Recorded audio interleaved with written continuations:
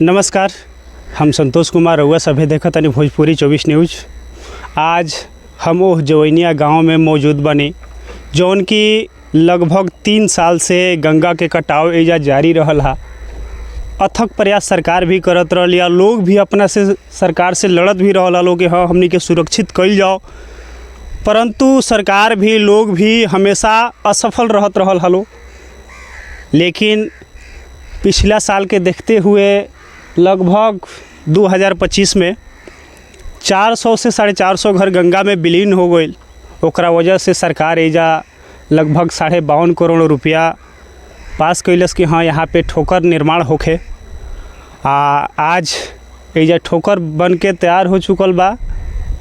लोग अपना के सुरक्षित महसूस करत रन कि ना भाई ये गाँव में अब हमनी के रह सकतनी जा।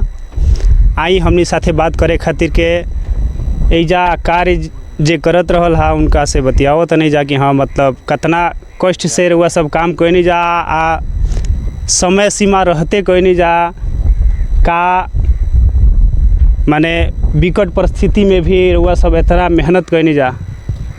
बताई कितना चैलेंजिंग रहल है जवैनिया गांव के ठोकर बांधल। देखिए, काम करना चैलेंजिंग न रहल है, चैलेंजिंग रहल है कुछ तुच्छ मानसिकता के लोग निहित स्वार्थ के खातिर या अफवाह फैलैलस, वो हमने ला चैलेंजिंग रहे। काम तो कहीं जाए तो चैलेंज तो फेस करे पड़ी।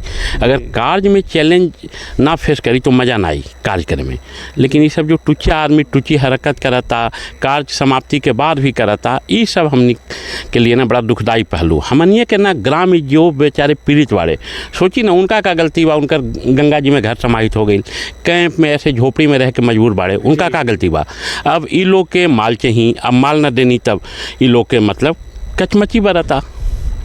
माल मतलब रउआ केकरा और इशारा करे के समझते नहीं। सबसे ज्ञानी आदमी यहाँ पर एके गो मानी जी, बहुत ज्ञानी, बड़का इंजीनियर, बड़का मतलब राजनीतिक व्यक्ति, बड़का मतलब भौकाली व्यक्ति, एक ही आदमी काहे के नाम खुलवाता नहीं। पूरा एरिया के सब बेचारे लोग जाने तारे नाम हम बोल के, और अपन हमरा दोबारा गंगा जी में स्नान करे पड़ी नाम लेके। नाम लेब ना तो हमरा मतलब अपने आप के सूझ करे पड़ी, जाके गंगा जी में नहाए पड़ी। काहेला नाम ली 3-3.5 महीना बहुत कष्ट दिले हमरा, जो उनका बस में रहे सब काम कैले। अच्छा, एतहक बड़ कार्य कितना दिन में रउआ सब पूरा कर लेनी जा? देखिए, काम तो 3 महीना लग गई, ये मान के चली। इनिशियल स्टेज में एकरा नामा भैल 2 तारीख के, लेकिन 4 तारीख से सोमवार रहे। शुरू में प्री लेवल उठाना, अलाइनमेंट लेना, लेकिन 3 महीना हमने मतलब 15 में से या कार्य प्रारंभ कैनी। 16 में के ई लोग को बेचैनी ले लेला, 16 में के आके लोग आक्रमण कैलस। ओकरा बाद आक्रमण से हम ना विचलित भईनी, ना भयभीत भईनी, तो लगातार कोई ना कोई रूप में ये लोग तंग कैलस जी। तो ओकरा बावजूद भी हमने काम संपन्न कैनी। भगवान के कृपा, भगवान श्री कृष्ण के कृपा रहे, हनुमंत लाल जी के, भगवान परशुराम के, गंगा मैया के, सब लोग के साथ में ग्रामीण लोग के बहुत सहयोग मिलल, पीड़ित लोग के बहुत सहयोग मिलल। अच्छा, यदि काम और पहले शुरू हो गई रही तो ठीक से हुई कि अब ठीक हो गई बा? एकदम बिल्कुल ठीक। पहले हूँ जनरली देखी बाका कि 15 में तक एक टाइम होखेला हर बारी, लेकिन ई बार चूँकि सरकार के स्थानांतरण भइल, ई वजह से प्रशासनिक लेट से निकलल, ई कारण से काम लेट शुरू भइल। पहले जब निविदा निकलल तो 15 में टाइम रहे, चूँकि प्रशासनिक लेट से एकर मिलल, ई वजह से 15 जुलाई विभाग टाइम दिलस। लेकिन वही में इस तरह के झगड़ा और झंझट और तंग करे की लोग के प्रवृत्ति, प्लस कुछ बारिश, असामयिक बारिश भइल, ई वजह से इतना डिले भइल, ना तो हमने एकरा कर देती। दूसरा, पूरा बिहार में जितना भी काम रहे ओकरा में सबसे चैलेंजिंग काम यही रहे। कहीं 25 बेड बार कहीं बनावे के ना रहल है, एजा 25 बेड बार है, ओकरा में टाइम लगेला। एगो बेड बार में 693 गो कैरेट लगावे के बाद, तो इस सब वजह से टाइम लग गई। अच्छा, वहीं तो रुआ सब काम कंप्लीट करके चल देने जा। अभी लगभग 1.5 से 2 महीना टाइम बा, बाढ़ आ भी सकेला, नहीं भी आ सकेला, तो ओकरा खातिर के निगरानी में रउआ सबके ओर से का प्रावधान? देखिए, आज हम प्रशासन के भी सूचित कैनी है, अपन कार्यपालक अभियंता के भी कैनी है, विभाग में भी बोलनी है। हमरा इधर उधर से खबर मिलता कि लोग कार्य के क्षति पहुँचाई। कुछ लोग कहता जेकरा पर पूर्व से प्राथमिकी दर्ज बा कि ठेकेदार FIR करा के काऊ खाड़ ले एगो चौकीदार, तो ओकर घर गईबे ना कैल। तो पुलिस के काम बा, हम पुलिस के खबर कैनी है कि इनका विरुद्ध कानूनी कार्रवाई होके, जो कानून कहता, जो बाबा साहब के संविधान कहता ओकरे अनुकूल कार्रवाई तो होई जरूर। हम पुलिस प्रशासन से आग्रह कैनी है, चूँकि क्षति बात हमरा आशंका बा कि लोग क्षति पहुँचाई, इंटेंशनली क्षति पहुँचाई, चूँकि लोग बौखला गेल बा। बौखला ई खातिर गेल कि रंगदारी ना मिलल, समझनी, और जितना ही लोग शिकायत कैला, शिकायत में कोनो दम न रहे। एकरा ना तो माननीय मुख्यमंत्री जी पर, ना हमार सचिव पर, ना आदरणीय मुख्य सचिव पर, ना हम आदरणीय जिलाधिकारी पर, कोनो पर भरोसा नहीं खे लोग के। सिर्फ भरोसा बा हिंसा के, लोग हिंसा के पुजारी बा।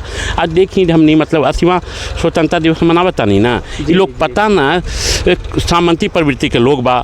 ये लोग के अभी तक मतलब 80 साल के बाद भी ये लोग के दिमाग से सामंती वाला कीड़ा ना गई है। तो ये सब बहुत गलत चीज़ बा। ये लोग के साथ देवे के चाहिए कि भाई जो काम बाहर से आके करता ओकरा साथ दी। तो ये लोग के कहा बा अरे बाहर से आके कैसे काम कर लिए जी, कैसे काम कर लिए, हमसे पूछे क्यों नहीं। एग्जीक्यूटिव इंजीनियर साहब बड़े उनका से पूछी, जो दिन हमारा निविदा मिलल वही दिन से ही बौखला गेल कि भाई नंबर दीजिए ठेकेदार के। का करे के बाद ठेकेदार से नंबर लेके वो अते आके या कहते कि सो कैसे कैसे कार्य करना है। दुख तो हमरा तब पहुँचता कि पूर्व विधायिका आदरणीय पूर्व विधायिका चिट्ठी लिखा ताड़ी जी जी कि जांच कराइए। एक दिन स्थल पर आके निरीक्षण करना के बाद न लिखे के चाहिए। तो ऐसे बिना स्थल निरीक्षण के चिट्ठी लिख देनी वहाँ के, और एक बार न कई बार लिखनी। अब वो जो उनकर यहाँ पर बा सब समर्थक ओकरा लेके बस ठेकेदार के तो अब फांसी चढ़ा दे। अरे फांसी चढ़ा दिया ना, अब काम खत्म हो गया ना। तो ये बानी काम खत्म होला के बाद भी हम ये बानी 5-7 दिन कि जरा फांसी चढ़ावे के वहाँ के फांसी चढ़ा देस, जरा गोली मारे के वहाँ के गोली मार देस। लेकिन हम विचलित तभियो ना भईनी, अभियो नहीं खी जी। अच्छा, वर्तमान के विधायक जे बा उनका ओर से रउआ के कुछ समर्थन या फिर अच्छा काम कहीं नहीं ऐसा कुछ? देखी वहाँ के तो आई नहीं। ये 16 तारीख के घटना बा, हमरा बुझाता 12 या 13 के आई नहीं। हमने उनका सम्मान देनी, चूँकि जनप्रतिनिधि यहाँ के उहें के बानी, तो उनका तो जो भी रहे सहयोग रहबे करे, हम कैसे कुछ कह दी। जी जी। लेकिन उनका सहयोग रहे आके तो कामे के संबंध कैंप में आके वहाँ के बताई नहीं कि इस तरह से काम करना है। हम बोले कि साहब गांव वालों ने कमेटी बना रखा है, जो होगा मुखिया हैं जैसे बता देंगे हम लोग काम करेंगे। काम में कहीं भी हम लोग कोताही नहीं बरतेंगे, क्योंकि ये आपदा का काम है, इसमें हम लोग कोताही बरत के किसी का जीवन किसी का घर संकट में नहीं डालेंगे। लेकिन जो ये आदमी रहे एकरा तो सिंपल अपन निहित स्वार्थ रहे जी। अच्छा, कुछ दिन पहले हमनी के देखनी है जा कि अलाउंस होत रहला प्रशासन के द्वारा कि गांव खाली कर दिहल जाओ, अलर्ट जारी कल जात रहला। अब का वो आदमी स्वस्थ रह सकेला है मतलब गांव में? देखिए या बिल्कुल आश्वस्त रहे के जरूरत बा। हमने तो इंतजार करता नहीं कि एक बार पानी आई तो पता भी लग जाए कि कितना मजबूती बा।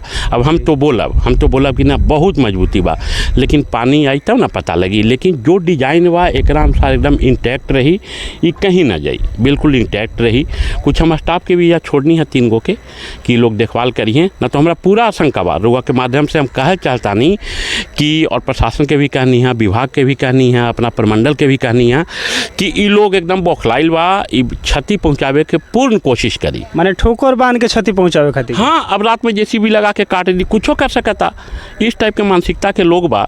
ये लोग चूँकि एक हजम इस चीज़ के ना करता कि कैसे काज पूरा हो गई। मैंने देख ली रहो सब यहाँ के डर हो बा कि यदि हमारे काम कैला के बावजूद ठोकर बांध के भसावल भी जा सकता कि ना जी? बिल्कुल, हम एकदम कहता नहीं, हम एक आवेदन देता नहीं पुलिस प्रशासन में कि साहब इस तरह की आशंका है, लोग क्षति कर सकता है बांध को। इस वजह से एक सनहा दर्ज करावता नहीं, आज के डेट में दर्ज करावता नहीं। क्योंकि जरा पर FIR दर्ज भइल, कोई कार्रवाई न भइल तो एक मनोबल तो बढ़ गई। कल कहा था हमारे एक आदमी के कि चौकीदार तो मेरे घर पर गया ही नहीं, क्या उखाड़ लिया। तो जब इस तरह के बयान देता तो बहुत निंदनीय बयान बा जी। तो मनोबल तो बढ़ल बा लोग के। तो प्रशासन से फिर दोबारा रुआ शिकायत ना कहनी है? कहनी हाँ, और अभी आवेदन देता नहीं, सनहा दर्ज करावता नहीं जी कि लोग तोड़ सकता। अभी और आदमी एजा लगभग जब तक बाढ़ रही तब तक एजा रही लोग? हाँ रही। देखिए 15 अक्टूबर तक बाढ़ अवधि रहेला, तो वो में हम आदमी रखब अपन, हम भी अपना तरफ से सचेत रहब। लेकिन चूँकि हमनी कानून के तो हाथ में लेब ना। अब हम भौकाली पुरुष तो नहीं ना कि कानून के हाथ में ले ली, 10 गो राइफल लेके आई हो या सटा दी या मार दी। वो तो वो लोग के संस्कार बा, वो लोग करे ले। चूँकि हम पढ़ल लिखल आदमी बानी, सेंसिटिव इंसान बानी, और बाबा साहब के संविधान में विश्वास करतानी, तो हम तो वही अनुरूप कोई काम करब ना, कुकृत तो ना करब जी जी। अच्छा, अभी रउआ सब सुननी है कि मतलब यहाँ के जे कार्य कैनी अपन ब्यौरा पूरा बताओ तनी कि हाँ का परिस्थिति रहल, कौना परिस्थिति में एजा काम भइल। आई कुछ ग्रामीण भी बाड़न, उनका से जानकारी लिहल जाई कि हाँ भाई काम कौना तरह के भइल बा आ कतना रुआ सब संतुष्ट बानी कि हाँ अब गाँव बाची जाई। पूरा फुल संतुष्ट बनी जाए। हमने काम बहुत बढ़िया भइल बा, काम में कमी नहीं है। 16 आना काम भइल बा, अब गाँव ना भसी ना भसी दम 16 आना काम भइल बा, कोनो काम में। अच्छा एजा लगभग 3 महीना से काम चलत रहला ठोकर बांध के, अब पूर्ण हो चुकल बा। का लागता कि अब गंगा जी के कटाव ना हुई एजा? एकदम ना हुई जी, बहुत बढ़िया काम भइल बा, काम में कोनो कमी नहीं है। बहुत अच्छा से काम भइल बा। तनिको रोएजे के बने। हाँ हाँ। का नाम पड़ी राउर? पंकज ठाकुर। देखी कुछ लोग आदमी एजा ऐसनो बा कि गंगा के किनार पे घर बा आ हमेशा डर बनत रहल है कि हमनी के घर असो ना बाची। वहाँ सब बानी, आई जानकारी लिहल जाए कि हाँ अब एक काम से रवा सब खुश बानी। हाँ हाँ खूब खुश बन जा, खूब काम अच्छा हुआ है। मैंने एजे राउर घर बने? हाँ हाँ बगल में घर बा, कचहरिया पे बढ़ला बनी। हाँ हाँ अब स्वस्थ बानी जाके ना अब घर ना भसी। ना अब ना फंसी। हाँ काम बढ़िया भइल बाजी। हाँ बढ़िया भइल बा काम। हाँ काम बढ़िया भइल। अब एजा से पलायन ना करे के पड़ी। हाँ अब एजा से कहीं जाए के ना पड़ी। ना ना बना होती तो कहाँ जाइए? हाँ बढ़िया काम भइल बा तो भसी ना तो कहाँ जाइए? रौरो घर एजे ह? हमनी के घर का रारी बाबा ठीक का नाम काम पड़ी राउर? एतवरिया। अच्छा काम ठीके भइल बा, जौन बान्हल बा तौन ठीके बान्हल बा। अब उतना भसे के उनके डर नहीं खे ना, तो पहले उनके डर रहे भसे के, अब नहीं खे डर भसे के। रउआ सब तो देखले बनी जाके पहले घर भसल बा, वो लोग के दुख दर्द समझत नहीं। हाँ पहले से उनके तेजे बन जा रही पर तो देखत नहीं खी जा दिन रात, उनके देखत नहीं जा दिन रात बकुरा। अब हमने के डर नहीं खे भसे के, अब बढ़िया अब बुझाता कि बाची जाई। हाँ अब बुझाता कि बाँच जम जाए। अब ये न उनके कहे के बा कि अब बाँच जम जाए।